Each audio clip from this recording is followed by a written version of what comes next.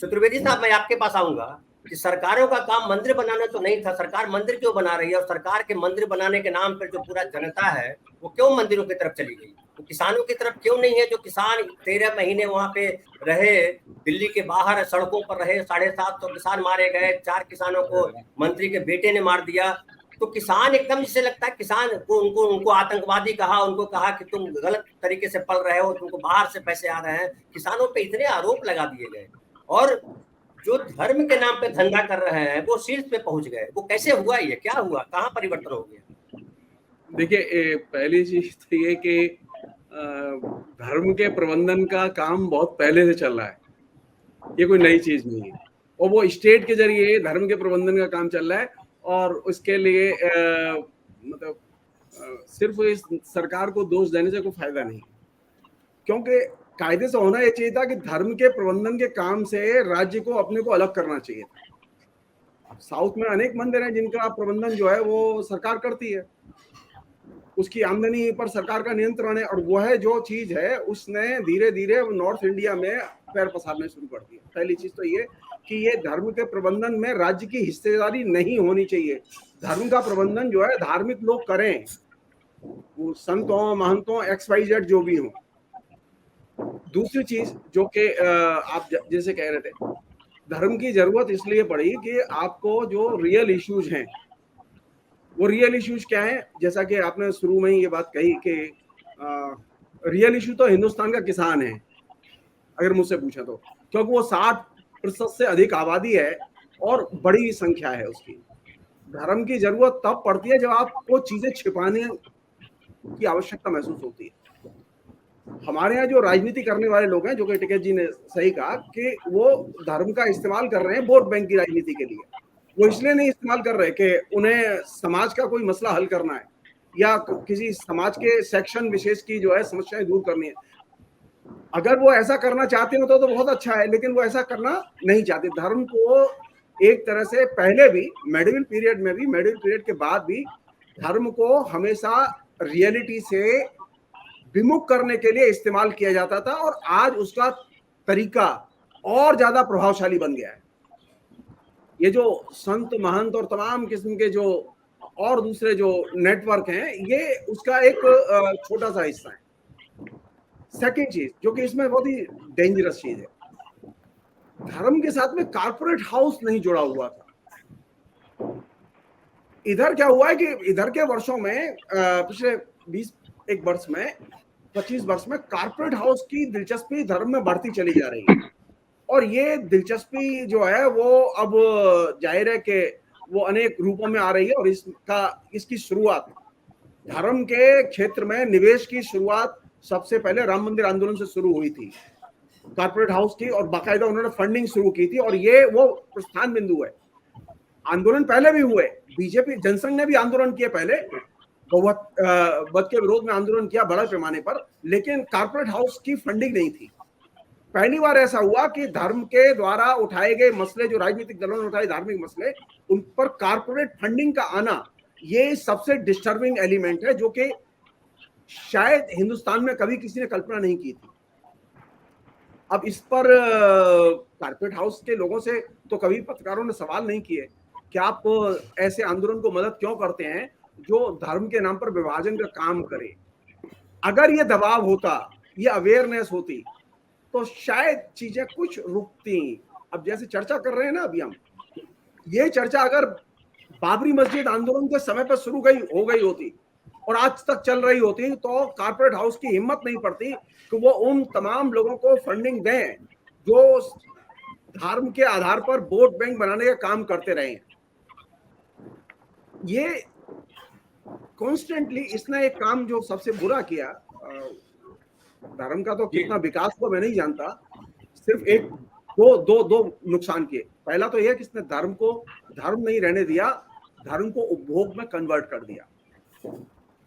Second चीज जो उसने की वो यह कि धर्म को धर्म की बजाय, धर्म की क्रिया की बजाय उसने इसे टूरिज्म में कन्वर्ट कर दिया। और इन दोनों चीजों ने धर्म स्थानों की प्रकृति बदल दी, धर्म स्थानों का महत्व बदल दिया, और धर्म स्थानों को लेके जो भूमिका होनी चाहिए व्यक्ति की सरकारों की, संस्थानों की, उनकी भूमिका भी बदल गई। और दिक्कत यह है कि धर्म को लेके जो तीसरी चीज, जो बहुत ही इंपॉर्टेंट चीज कह रहा हूं मैं आपसे, धर्म को लेके निरक्षरता चरम पर है। हम तो वो शिक्षा वाली निरक्षरता की बात करते हैं ना, मेरी चिंता यह है कि ये अगर धर्म प्रधान देश है तो इसमें धार्मिक साक्षरता होनी चाहिए। धार्मिक साक्षरता जितनी होगी, आप तय मानिए उतने ही गोरख धंधे बंद हो जाएंगे। धार्मिक निरक्षरता में धर्म के नाम पर गोरख धंधे सबसे ज्यादा होते हैं और धर्म का मैनिपुलेशन सबसे ज्यादा होता है। मैं चतुर्वेदी सर आपके पास आता हूँ। ये जो भारतीय संस्कृति, आरएसएस लगातार कहता है हम भारतीय संस्कृति है, भारत को बचाना है, भारत को दुनिया में कहाँ खड़ा कर देना है पता नहीं, कहाँ खड़ा हो जाएगा। लेकिन ये जो गाय है, ये गोबर है, ये जो जमीन है, मिट्टी की बात करते हैं, गाय गोबर मिट्टी, ये सब जो है किसान ही बचा सकते हैं। गाय कोई कारपोरेट वाला नहीं पाल सकता, मिट्टी में अनाज भी जो है कोई कारपोरेट वाला नहीं उगा सकता, गोबर भी कोई कारपोरेट वाला नहीं बना सकता है। और ये लगातार जो है, जो अभी टिकैत साहब ने कहा कि मजदूर बनाना चाह रहे हैं, और हम मजदूर देख रहे हैं लंबे समय से, हमारे गांव के ढेर सारे किसान मजदूर बन गए। और ये वो जो मजदूर थे जो गांव लौट रहे थे कोरोना के समय, वो छोटे छोटे किसान थे या खेतों में काम करने वाले किसान कृषि मजदूर थे जो शहरों में आए। तो क्या आपको लग रहा है कि ये देश जो है कंप्लीटली किसान मुक्त देश बनाना चाहते हैं ये लोग, और ये जो इनका नारा है गाय गोबर वगैरह वगैरह, ये सब इनका ढोंग है? देखिए, मैं ये कहना चाहता हूं कि अगर सरकार कोई किसानों के हित में फैसले करती है, जैसा कि सरकार दावा करती है, तो वो कम से कम किसान संगठनों की राय को तो माने। दिलचस्प बात यह है कि वो खरीद का, कृषि उपज की खरीद का मूल्य तय करते हैं, लेकिन किसान संगठनों से सलाह मशवरा किए बिना। संसद में जो राय दी जाए, संसद में पहले तो बहस ही नहीं करते, अगर राय दी जाती है तो उसको कान नहीं देते। तो ये कैसे संभव है कि आप संसद में जो लोग गए हैं, XYZ जिस पार्टी के हों, उनमें से अधिकांश लोग किसान नहीं है। तो किसानों की उपज, किसानों की समस्या, इनका सही ढंग से जिसे कहें पल्स, उसके मर्म को पहचानना, ये कैसे संभव है? ब्यूरोक्रेसी का तो काम नहीं है, पहली चीज। दूसरी चीज जो बहुत सीरियस चीज है, जो कि डिस्कशंस में आनी चाहिए कायदे से, टिकैत साहब ने अपने तरीके से उस पर रोशनी डाली है। देखिए, ये जो बीज का प्रसंग है, ये प्रसंग, और दूसरी चीजों का प्रसंग है, ये प्रसंग एग्रीकल्चर यूनिवर्सिटियों के पाठ्यक्रम जिस तरह से बनाए गए और चेंज किए गए, उससे बहुत गहरे रूप से जुड़ा हुआ है। पहली चीज, आप ये तय मानिए, आप किसान को मजदूर तो बना देंगे, भूमिहीन भी बना देंगे, लेकिन किसान को रोजगार नहीं दे सकते। रिकॉर्ड है, अभी सरकारी रिकॉर्ड है, ये सबसे ज्यादा जो मरने वाले लोग हैं उनमें, सब आत्महत्या करने वाले लोगों में सबसे बड़ी संख्या जो है वो किसानों की और खेत मजदूरों की है। तो सरकार की मुसीबत क्या है कि सरकार जो है, मान लो अगर कृषि उपज मूल्य की घोषणा करनी है, तो कृषि उपज मूल्य की घोषणा करते समय उसके पहले कम से कम किसान संगठनों की राय को वरीयता दी जानी चाहिए, जो कि अब तक नहीं हुआ है, जो कि कायदे से होना चाहिए, सरकार किसी की भी हो। सेकंड चीज जो उसके बात उठी है, वो मैं इसलिए कहना चाहता हूं कि वो बड़े स्केल की बात है। ये सच है कि ये जो पिछली बार जो किसान आंदोलन हुआ, जो कि 1 साल से अधिक चला, उसने बहुत बड़ा इम्पैक्ट छोड़ा है किसानों के ऊपर। मेरी अपनी नॉलेज में पिछले 75 वर्ष में ऐसा कोई बड़ा किसान आंदोलन नहीं हुआ जिसने कि राष्ट्रीय स्तर पर प्रभाव छोड़ा हो। मुश्किल जानते हैं क्या है? मुश्किल यह है कि हम किसान से सब उम्मीद किए हुए हैं। मेरी भी कोई भूमिका है कि नहीं? एक शिक्षित नागरिक होने के नाते, एक शिक्षित सिटीजन होने के नाते, किसान चेतना के प्रति मेरी वफादारी होनी चाहिए कि नहीं होनी चाहिए? मुश्किल यह है कि ये जो शिक्षित वर्ग है, इस शिक्षित वर्ग में किसानों के प्रति वफादारी का भाव एकदम नहीं है, बल्कि ये नफरत करते हैं उससे। ये जो चीज है, इसकी कायदे से शिक्षा, सचेतनता और तमाम किस्म के प्रचार के जरिए इसकी खबर ली जानी चाहिए और इसमें सुधार किया जाना चाहिए। बिना इसके, यानी शिक्षित वर्ग को अगर आप किसान से पृथक कर देंगे, काट देंगे, तो जाहिर है किसान अकेले अपने बलबूते पर नहीं लड़ पाएगा। उसने जो लड़ाई लड़ी, अभी जो लड़ाई लड़ी, वो इसलिए लड़ाई लड़ी क्योंकि और उसमें सफलता मिली कि किसानों ने जिस तरह की एकजुटता दिखाई, वो एकजुटता पूरी दुनिया में कहीं नहीं दिखाई गई, इवन ब्राजील में नहीं दिखाई गई, लैटिन अमेरिका के देशों में नहीं दिखाई गई। ये मैं जानबूझ के कह रहा हूं। तो किसान एकजुट हो सकते हैं, बशर्ते किसान पॉलिटिक्स करे, जो इसमें मैसेज है, बहुत इनबिल्ट मैसेज है। होता यह है कि किसान की दैनंदिन जिंदगी इतनी तबाह कर रखी है कि उससे आप राजनीति में शिरकत करने की उम्मीद ही नहीं कर सकते। वो सुबह निकलता है खेत की ओर, सुबह निकलता है मजदूरी की ओर। जो बेसिक समस्या है आधुनिक मनुष्य बनाने की या आधुनिक किसान बनाने की, वो ये है कि आधुनिक मनुष्य को आधुनिक पॉलिटिक्स आनी चाहिए। राजनीतिक सचेतनता बहुत जरूरी है। आखिरी चीज जो इस पूरे प्रसंग में जो आपने बातचीत उठ रही थी, वो ये कि किसान को एजुकेशन चाहिए कि नहीं चाहिए, और किसान को स्वास्थ्य संबंधी सुविधा चाहिए कि नहीं चाहिए। मैं कह रहा हूं किसान को उपज न दें आप। क्या गांव में स्कूल खोले आपने? क्या उसे फ्री मेडिकल फैसिलिटीज दी आपने? नहीं दी। क्यों? आप मैं कह रहा हूं कि आप कुछ मत दीजिए, आप सिर्फ उसे पढ़ाई का अधिकार और पढ़ाई की सुविधा दे दीजिए गांव में। आज की स्थिति है कि आप गांव में शिक्षा की सुविधा पहुंचा नहीं पाए 75 वर्ष में भी, और गांव में स्वास्थ्य सुविधा नहीं पहुंचा पाए। आयरनी देखिए आप, दावे सारे एक तरफ। टिकैत साहब तो बहुत अच्छी बातें उन्होंने कही, मैं उससे असहमत नहीं हूं किसी भी चीज से।